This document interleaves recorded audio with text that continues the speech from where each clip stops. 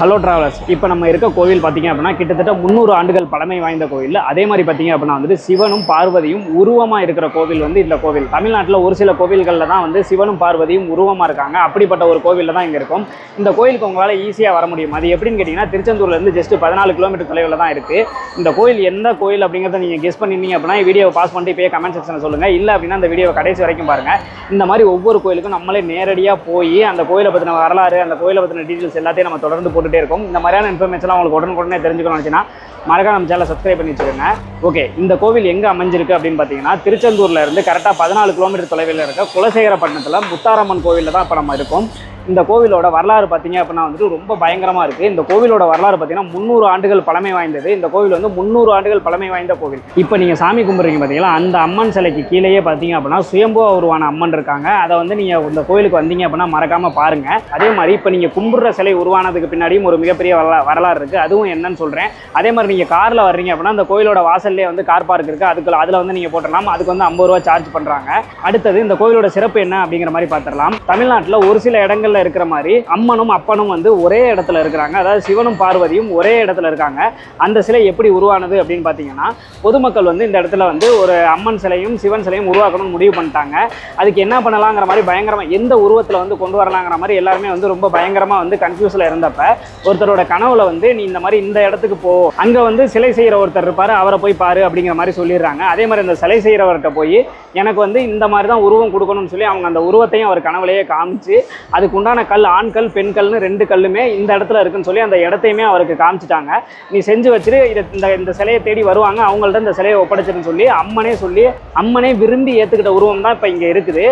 இந்த கோவிலோட வரலாறு என்ன அப்படிங்கிற மாதிரி பார்த்துடலாம். இந்த கோவிலோட ஒரு சிறப்பு என்ன அப்படின்னு பார்த்தீங்கன்னா ஒரே பீடத்தில் சிவனும் அம்மனும் வந்து இருக்கிறாங்க. இது வந்து நிறைய இடங்களில் வந்து பார்க்க முடியாது தமிழ்நாட்டில்.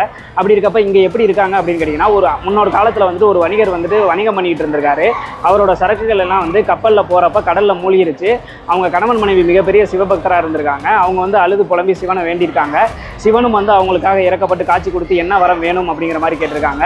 உங்களை பார்த்ததே எனக்கு போதும், உங்களை பார்த்ததில் ரொம்ப சந்தோஷம். இதே மாதிரி மக்களும் வந்து உங்களை வந்து பார்க்கணும், உருவத்தில் பார்க்கணும், அதுக்கு நீங்கள் தான் அருள் புரியணும் அப்படிங்கிற மாதிரி வேண்டியிருக்காங்க. அதனால தான் வந்துட்டு சிவனும் பார்வதியும் வந்து இந்த இடத்துல வந்துட்டு ஒரே பீடத்தில் வந்து இருக்கிறாங்க. இது வந்து இந்த கோயிலோட ஒரு தனி சிறப்பு. அதே மாதிரி இந்த கோவிலோட திருவிழா, அந்த திருவிழாலையும் நிறைய விஷயங்கள் இருக்குது. 10 நாள் வந்து இந்த கோவிலில் வந்து தசரா பண்டிகை கொண்டாடுவாங்க. அந்த தசரா பண்டிகையும் பார்த்தீங்க அப்படின்னா எப்படி கொண்டாடுவாங்க அப்படின்னு பார்த்தீங்கன்னா முதல் நாளே வந்து இந்த கோயிலுக்கு வந்துடுவாங்க. வந்து வேண்டுதல் வச்சவங்களாம் அவங்க வேண்டுதல் நிறைவேறினதுக்கு அப்புறமேட்டு காப்பு கட்டிக்குவாங்க. இந்த கோவிலில் முதல் நாளே காப்பு கட்டிக்குவாங்க. அப்புறமேட்டு பார்த்தீங்க அப்படின்னா பூசாரியே வந்துட்டு சோழி போட்டு பார்த்து அவங்க என்ன வேடம் போடணும் அப்படிங்கிற மாதிரி பூசாரி சொல்லுவார். அதுக்கப்புறமேட்டு அந்த வேடத்தை அவங்க போட்டு தசரா பண்டிகையில் வருவாங்க. முருகன், பிள்ளையார், சிவன், பார்வதி இந்த மாதிரி எல்லா கடவுள்களோட வேஷத்தையும் அவங்க போடுவாங்க. போட்டு நிறைய இடங்களில் போயிட்டு அந்த டான்ஸ் எல்லாம் ஆடுவாங்க. ஆடி காசெல்லாம் வசூல் பண்ணுவாங்க. வசூல் பண்ணி இங்கே கொண்டு வந்து அம்மனுக்கு காணிக்கையாக செலுத்துவாங்க. இந்த மாதிரி ஒரு நடைமுறை இங்கே இருக்குது. ஒரு சிலர் பார்த்தீங்க அப்படின்னா வந்துட்டு அவங்க மனசில் நினச்சிக்கிட்டு நான் அந்த வேஷம் போடுறேன் அப்படிங்கிற மாதிரி வேண்டிக்கிட்டாங்க அப்படின்னா அவங்களே கூட அந்த வேடத்தை வந்து போட்டுக்குவாங்க. 100 ரூபா என்ட்ரன்ஸ் ஃபீஸோட சிறப்பு தரிசன வழியும் இருக்குது, பொது தரிசன வழியும் இருக்குது. அதுலேயுமே நீங்கள் போய் சாமி கும்பிட்டுக்கலாம். கோயிலுக்கு நுழையிறதுக்கு முன்னாடியே முடிக்காணிக்கை செலுத்துறதுக்கு நீங்கள் அங்கே போயிட்டு முடிக்காணிக்கை செலுத்துறதுனா செலுத்திக்கலாம்.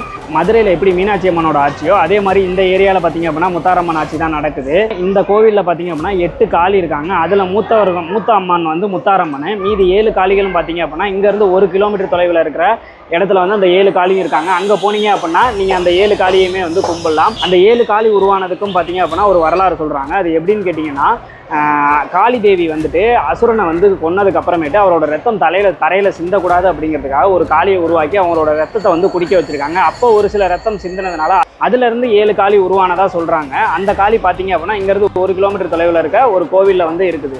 ஸோ இங்கேருந்து 1 கிலோமீட்டர் தொலைவில் இருக்க அந்த அட்டக்காளியை வந்து பார்க்க மறந்துடாதீங்க.